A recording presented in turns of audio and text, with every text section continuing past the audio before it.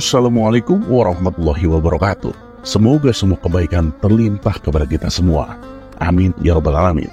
Menjadi orang yang mendapatkan amanat memang suatu penghargaan tersendiri, bahwa kita termasuk orang yang dipercaya. Tapi di samping itu, tanggung jawab kepada amanat juga sangat besar. Jangan sampai membuat kecewa kepada si pemberi amanat, apalagi mengkhianatinya. Maka tak heran bila orang yang mendapatkan amanat akan mengerahkan semua kemampuannya demi terwujudnya amanat tersebut. Seperti yang terjadi pada Abu Nawas di kisah kali ini.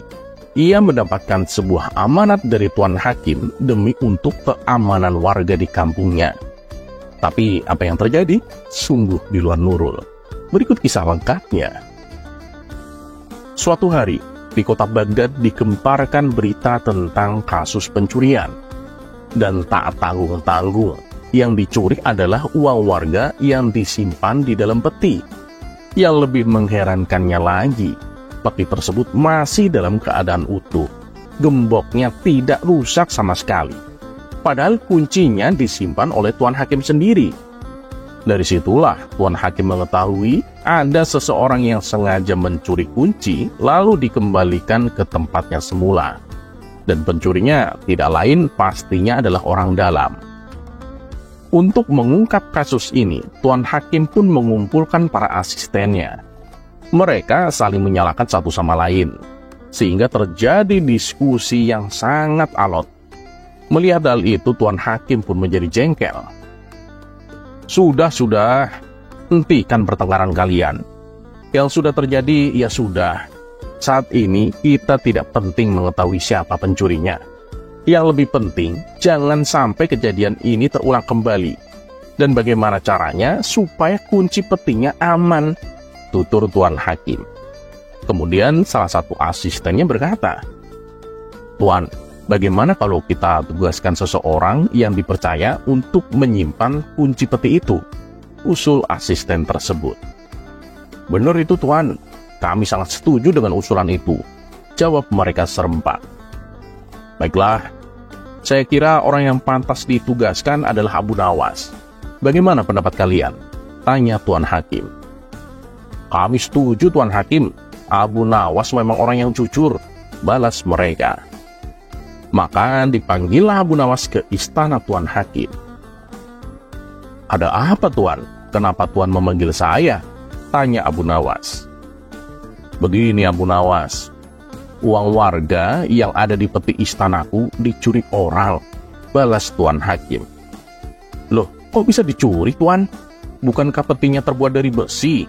Dan gemboknya juga besar dan kuat? Tanya Abu Nawas heran. Ya begitulah Abu Nawas. Tapi aku yakin si pencuri itu menggunakan kunci yang aku simpan. Dia tahu di mana aku menyimpannya. Sepertinya ini kelakuan orang dalam Abu Nawas, jawab Tuan Hakim. Lalu nasib warga yang uangnya hilang bagaimana Tuan Hakim? Tanya Abu Nawas. Oh, itu nggak usah khawatir. Semuanya pasti akan aku ganti. Sekarang yang lebih penting bagaimana caranya supaya kunci peti ini aman Abu Nawas. Nah, kami bersepakat akan menugaskan kamu untuk menyimpan kuncinya.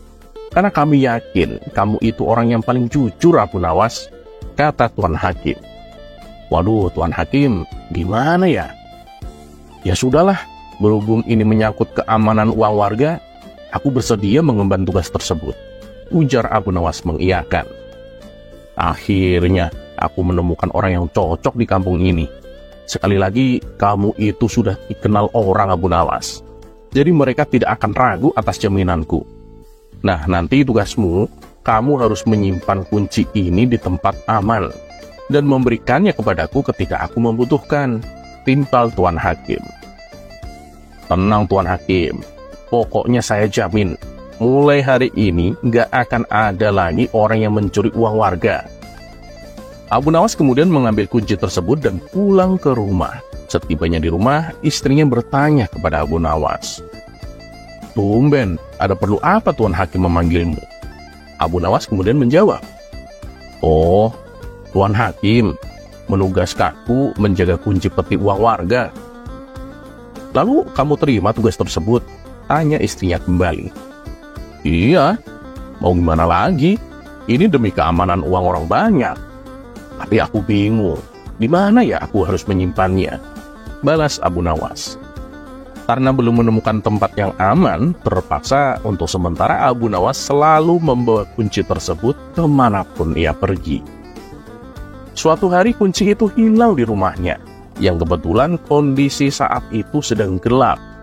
Istrinya kemudian berkata, "Coba nyalakan lilin." Abu Nawas pun bertanya, "Di mana lilinnya?" "Itu di sebelah baratmu," jawab sang istri. "Bagaimana aku bisa tahu arah dalam situasi gelap seperti ini?" Balas Abu Nawas. "Ya sudah, kita cari besok pagi saja," ujar sang istri. Esok paginya, Abu Nawas dan istri kembali mencari kunci tersebut. Setelah beberapa lama mencari, akhirnya kuncinya pun ditemukan. "Alhamdulillah, akhirnya ketemu. Kalau kunci ini hilang, aku bisa dihukum Tuan Hakim," ucap Abu Nawas. "Nah, sekarang lebih baik kuncinya disimpan saja. Kalau sampai hilang di jalan gimana? Bisa tambah runyam nanti," kata istrinya menyarankan. Mendengar perkataan istrinya, Abu Nawas pun terdiam. Setelah lama merenung, akhirnya Abu Nawas menemukan ide. "Aku tahu tempat yang paling aman," pikir Abu Nawas. Ia pun segera pergi menuju istana Tuan Hakim. Sesampainya di sana, ia segera menuju tempat di mana peti itu diletakkan. Melihat kehadiran Abu Nawas yang tiba-tiba berada di dalam istananya, sang hakim pun bertanya, "Loh, Abu Nawas, apa yang sedang kamu lakukan? Kamu sudah menyimpan kuncinya di tempat yang aman?" Abu Nawas kemudian menjawab, "Tentu saja Tuan Hakim, kuncinya aku simpan di tempat yang paling aman." "Baguslah, memang gak salah aku menugaskanmu," ujar Tuan Hakim. "Di mana kamu menyimpannya, Abu Nawas?" tanya Tuan Hakim penasaran. "Memang ada tempat yang lebih aman, Tuan Hakim, selain peti ini?" kata Abu Nawas balik bertanya. "Apa maksudnya, Abu Nawas?" ucap Tuan Hakim kebingungan. "Ya, aku menyimpan kuncinya bersama uang di dalam peti ini. Dengan begitu, mulai hari ini, tidak akan ada orang yang akan membukanya," kata Abu Nawas menjelaskan. "Aduh, Abu Nawas, ucap sang hakim sambil menepuk jidat. Kisah selanjutnya.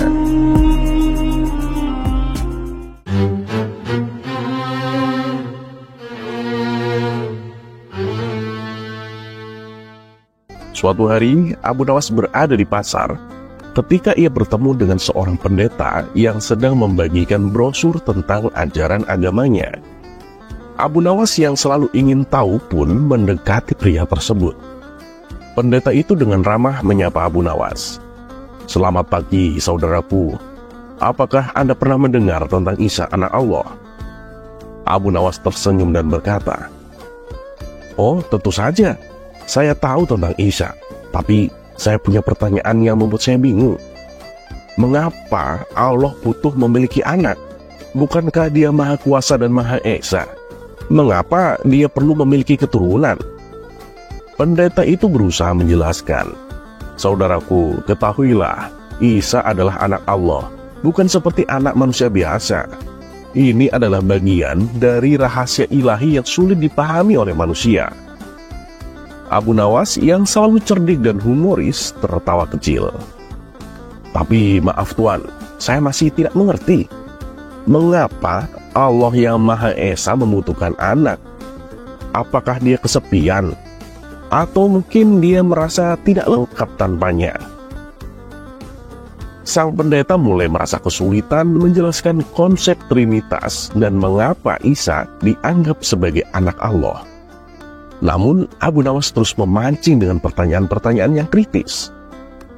Akhirnya Abu Nawas dengan santainya berkata, "Saudaraku, saya tak ingin mempersulit debat ini.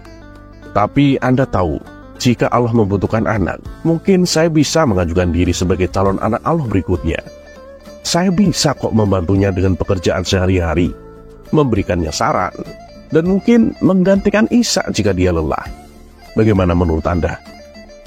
Pendeta itu merenung sejenak, menyadari kerumitan konsep tersebut. Abu Nawas kemudian dengan ramah berkata, "Maaf saudaraku, jika saya membuat Anda bingung. Saya hanya mencoba memahami. Ya, mungkin kita bisa setuju bahwa keajaiban Allah tidak perlu dibatasi oleh konsep manusia." Debat pun berakhir dengan saling hormat antara Abu Nawas dan sang pendeta. Abu Nawas seperti biasa meninggalkan pertemuan itu dengan senyum khasnya. Sementara sang pendeta terdiam dalam pemikiran mendalamnya tentang kompleksitas konsep ilahi.